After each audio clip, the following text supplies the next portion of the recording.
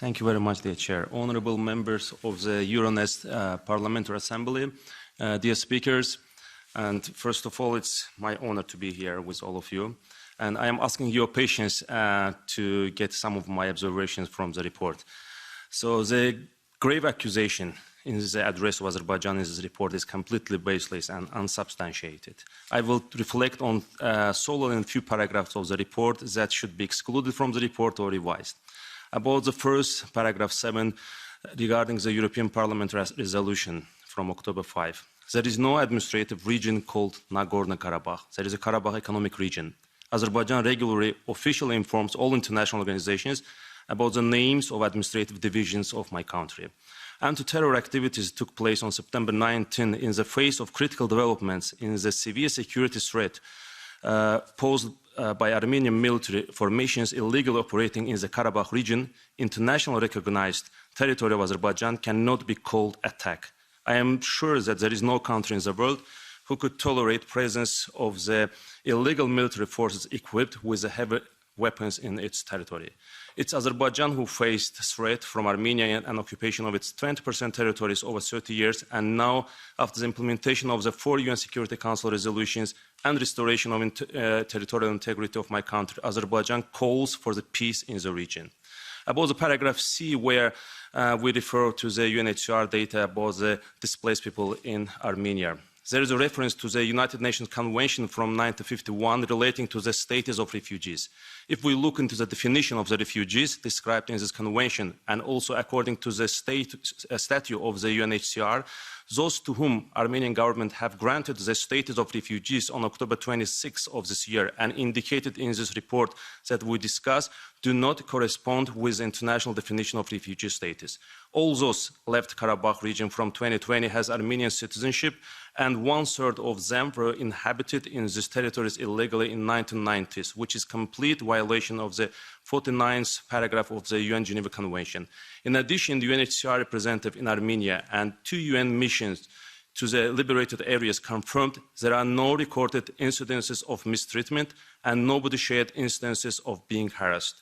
About the blockade of the Lachin Road, which have never been blocked, Armenia abused the Lachin Road for almost 2.5 years for illegal and military purposes. All our calls were neglected and no actions were taken to address our legitimate and fact-based concerns. Azerbaijan established border checkpoint as a means to prevent abuse of the road. About the data on the IDPs in Azerbaijan. So a report says that there are 658,793 IDPs. But where is the number of over 250,000 Azerbaijani refugees expelled from the territory of Armenia in 1988, 1989?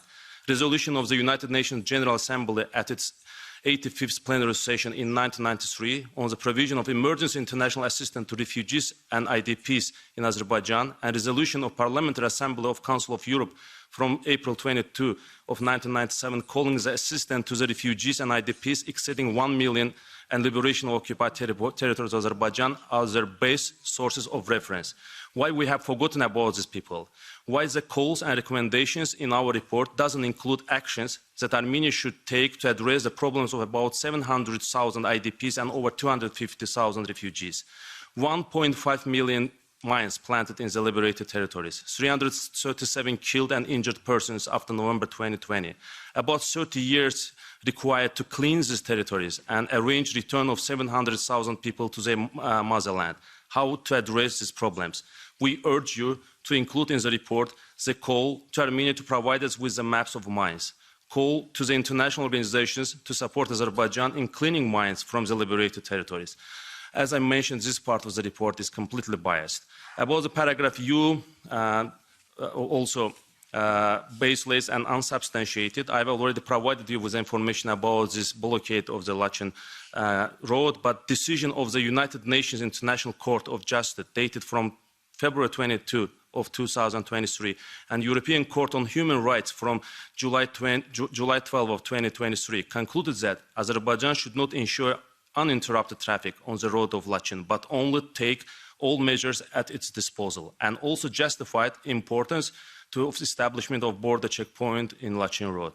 And the last but not least, the calls for the EU and member states to increase all necessary humanitarian and financial support to Armenia. No one is forcibly displaced from Karabakh region. Azerbaijan intends to build a life together based on the peace, mutual understanding and mutual respect, and that all the rights of Armenian residents of Karabakh will be guaranteed, including educational rights, cultural rights, religious rights and municipal electoral rights. On September 28, Azerbaijan's Minister of Foreign Affairs issued a statement encouraging Armenians not to leave their places of residence and instead to choose to stay in safety and as part of the multi-ethnic Azerbaijani society. Azerbaijan has publicly guaranteed that residents who decided to leave have a right to return to Karabakh. And Azerbaijan not only guarantees a right to return, it genuinely hopes that Armenian residents will return once they see that the life in Karabakh can be different from the distorted images painted by Armenia.